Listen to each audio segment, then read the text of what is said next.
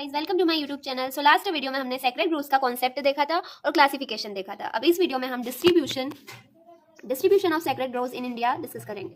इससे पहले कुछ एग्जांपल फ्रॉम डिफरेंट रीजन जहां पर सेक्रेड ग्रोव्स प्रेजेंट है। इंडिया में देवारा काडू कर्नाटका में है, फिर कावू केरला, सरना झारखंड, अफ्रीका काया forest Kenya, forest of the foam Benin, Asia में नियमगिरी हिल फॉरेस्ट, इंडिया में फोंग ना के बाग।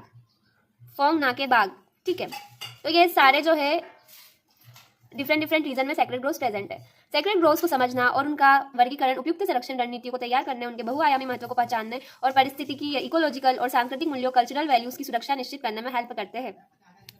Distribution of sacred groves in India. The distribution of sacred groves in India is diverse and widespread, reflecting the rich cultural and ecological heritage of the country. Here is a point-wise summary. First है North Eastern State, Meghalaya. Highest concentration of sacred groves, locally known as La Kantang. Manipur groves are called Umang Lai. ये La Kantang था और ये उमंग लाई। Assam known as थाम और देवीस्थान। ठीक है, ये सेक्रेड ग्रोव्स है जो कि नॉर्थ ईस्टर्न स्टेट में स्थित है। ठीक है, पूर्वोत्तर राज्य, ये इसका हिंदी वर्जन है। मेघालय, सबसे अधिक पवित्र वनों की संख्या जिन्हें स्थानीय रूप से लोक यंतांग कहा जाता है। मणिपुर, यहाँ के वनों को उमंगलाई कहा जाता है। असम, इन्हें थान या देवस्थान कहा जाता है।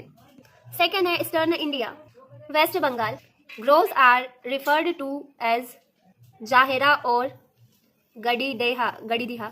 ठीक है, Odisha, sacred groves are known as Sarna और जाहिरा। पूर्वी भारत, पश्चिम बंगाल, इन वनों को जाहेरा या गड़ीदिहा कहा जाता है। ओडिशा, पवित्र वनों को सरना या जाहिरा कहा जाता है। फिर थर्ड है northern India, Himachal Pradesh. Groves are called Devvan और देवता का जंगल।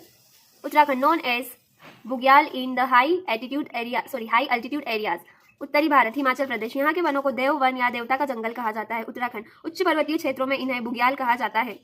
फिर फोर्थ है central region, Madhya Pradesh. Sacred groves are known as Devgudi और मातागुड़ी।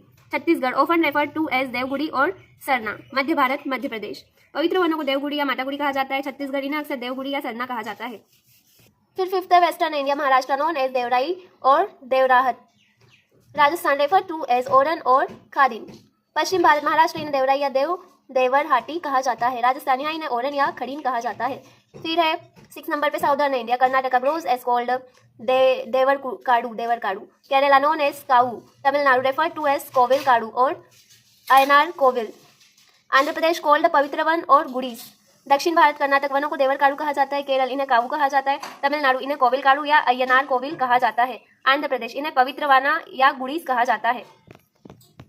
फिर 7 नंबर पे union territories, Andaman and Nicobar island. ठीक है, island. Certain tribes maintain sacred groves known locally by various names. केंद्र शासित प्रदेश अंडमान और निकोबार द्वीप समूह कुछ जनजातियां पवित्र वनों को विभिन्न स्थानीय नामों से पुकारती है। Each region sacred groves are associated with distinct culture, traditions and ecological significance, often acting as reservoirs of biodiversity and playing a crucial role in the conservation of the local environment. प्रत्येक क्षेत्र के पवित्र one विशिष्ट सांस्कृतिक परंपराओं और पारिस्थितिक महत्व से जुड़े होते हैं, अक्सर जैव विविधता के भंडार के रूप में कार्य करते हैं और स्थानीय पर्यावरण के संरक्षण में महत्वपूर्ण भूमिका निभाते हैं। सो अभी हमने सेक्रेड ग्रोव्स का डिस्ट्रीब्यूशन पढ़ा। अब हम थ्रेट्स पढ़ेंगे। थ्रेट मतलब खतरे। Threats to sacred groves and significance, पवित्र उपवनों के लिए खतरे और महत्व। सबसे पहले threats, disappearance of the traditional belief system.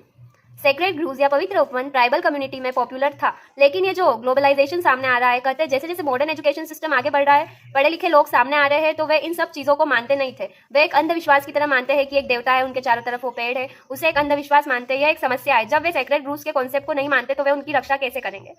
तो ये जो है सेक्रेड ग्रोव्स के लिए थ्रेट है, खतरा है। ठीक है, मतलब उनको अंधविश्वास नहीं मानना चाहिए, भले कितने भी एजुकेटेड, बट जो ट्रेडिशनल से जो कल्चर में चला आ रहा है उसको हमको भी मानना चाहिए। सेकेंड है rapid urbanization and developmental activities. Village से फॉरेस्ट को काटकर अर्बन एरियाज, मतलब शहरीकरण, अर्बन एरियाज बनाए जा रहे हैं, शहरीकरण हो रहा है, विकास हो रहा है। जैसे रोड बनाए जा रहे हैं, रेलवे ट्रैक्स, डैम्स बनाए जा रहे हैं। डैम्स बहुत ही खतरनाक है, ये बेसिकली उन्हीं एरियाज में बनाए जा रहे हैं जहाँ पर फॉरेस्ट है तथा ट्राइबल कम्युनिटीज रहती है। तो जब डैम बनाया जाता है तब आसपास के पूरे एरिया में पानी भर जाता है। ये वो रीजन है जहाँ एक तरफ ट्रेडिशनल बिलीफ सिस्टम खत्म हो रहा है, ये जो डेवलपमेंट एक्टिविटीज हो रही है, तो वहाँ के लोग बहुत ज्यादा विरोध नहीं कर रहे, जिसकी वजह से हमारे पवित्र उपवन नष्ट होते जा रहे हैं। थर्ड नंबर पे है ट्रांसफॉर्मेशंस। प्रिमिटिव टाइम में नेचर की वर्शिप की जाती थी, पूजा की जाती थी। नेचर की जो शक्तियां थी, प्लांट, सन, इनकी पूजा करते थे। लेकिन अब लोग बदल रहे हैं, वे केवल मंदिर में जाकर पूजा करते हैं। तो जब लोग नेचर से दूर होकर मंदिरों में भगवान ढूंढेंगे तो फिर सेक्रेड ग्रूव्स की सुरक्षा कोई नहीं करेगा, तो वे नष्ट होते हैं। मतलब हम जितना मंदिर में भगवान को मानते हैं उतना हमको नेचर को भी मानना है, प्लांट को भी मानना है और उनकी भी पूजा करनी है, ठीक है। फोर्थ पॉइंट है इंडस्ट्रियलाइजेशन, औद्योगिकरण। Growing industrialization poses threats through construction activities and pollution impacting the land of sacred groves. बढ़ते औद्योगिकरण से पवित्र उपवनों की भूमि पर निर्माण कार्य और प्रदूषण का खतरा बढ़ रहा है। मतलब लोग जो है वनों को काटकर फैक्ट्रीज बना रहे हैं, कॉलोनीज बना रहे हैं, इंडस्ट्रीज बना रहे हैं, तो ये जो है सेक्रेड ग्रूव्स के लिए खतरा है, ठीक है। फिर फिफ्थ पॉइंट है डिफॉरेस्टेशन एंड एग्रीकल्चरल एक्सपेंशन, वनीकरण और कृषि विस्तार। Modern agricultural practices and deforestation are encroaching on the land of sacred groves, reducing their size and number। आधुनिक कृषि और वनीकरण की प्रक्रियाओं के कारण पवित्र उपवनों की भूमि पर अतिक्रमण हो रहा है, जिससे इन उपवनों का आकार और संख्या घट रही है। यहाँ पर घट आएगा, ठीक है, ये है। 6 है इलीगल लॉगिंग, अवैध कटाई। In many areas illegal logging is taking place affecting the natural structure of the sacred groves. कई जगहों पर अवैध रूप से पेड़ों की कटाई हो रही है, जिससे पवित्र उपवनों की प्राकृतिक संरचना पर असर पड़ रहा है। 7 पॉइंट है टूरिज्म एंड ह्यूमन एक्टिविटीज, पर्यटन व मानवीय गतिविधियां। Excessive tourism and human activities adversely impact the sanctity and biodiversity of sacred groves। अत्यधिक पर्यटन और मानवीय गतिविधियों के कारण पवित्र उपवनों की पवित्रता और जैव विविधता पर प्रतिकूल प्रभाव पड़ता है।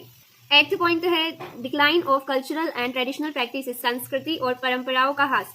Modernisation and western influences are leading to the erosion of traditional beliefs and practices, diminishing the reasons and cultural significance of sacred groves.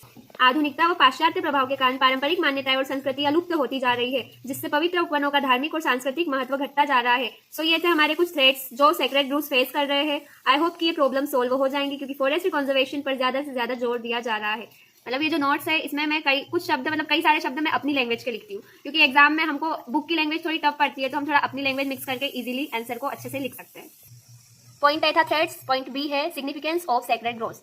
First है कंजर्व द लोकल फॉरेस्ट। वहाँ के ट्राइबल पीपल अपने देवता की पूजा करते हैं, उनकी पूजा का एक हिस्सा सेक्रेड ग्रूव होता है, जिससे कि वहाँ के लोकल फॉरेस्ट को कंजर्व किया जाता, मतलब वे लोकल फॉरेस्ट को कंजर्व करते हैं, कौन? ट्राइबल पीपल, ठीक है। The sacred grove is a traditional method used by tribal people to conserve the local forest and to worship the local deities. ये फर्स्ट सिग्निफिकेंस है।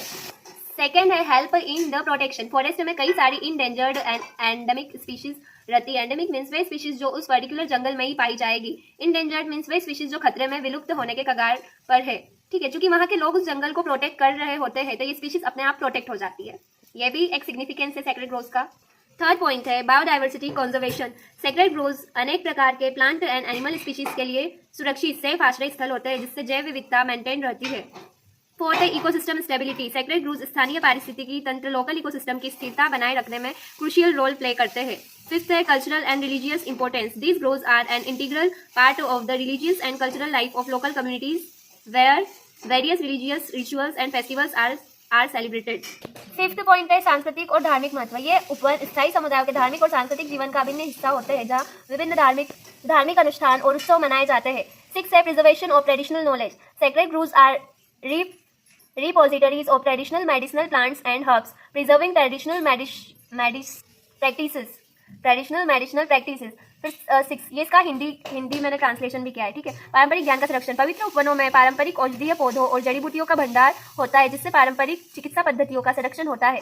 7 पॉइंट है environmental services. They contribute to preventing soil erosion, मतलब मिट्टी का कटाव, protecting water source and regulating the climate. पवित्र उपवन मृदा अपरदन को रोकने, जल स्रोतों की सुरक्षा और जलवायु विनियमन में महत्वपूर्ण भूमिका निभाते हैं। To ensure the conservation of sacred groves and maintain their significance, community involvement, awareness campaigns and the effective implementation of government policies are essential. पवित्र उपवनों के संरक्षण और उनके महत्व को बनाए रखने के लिए सामुदायिक भागीदारी, जागरूकता अभियान और सरकारी नीतियों का समुचित कार्यान्वयन या क्रियान्वयन आवश्यक है, ठीक है। सो आई होप कि ये वीडियो आपके लिए हेल्पफुल होगा। So thanks for watching my video. Do like, subscribe and share.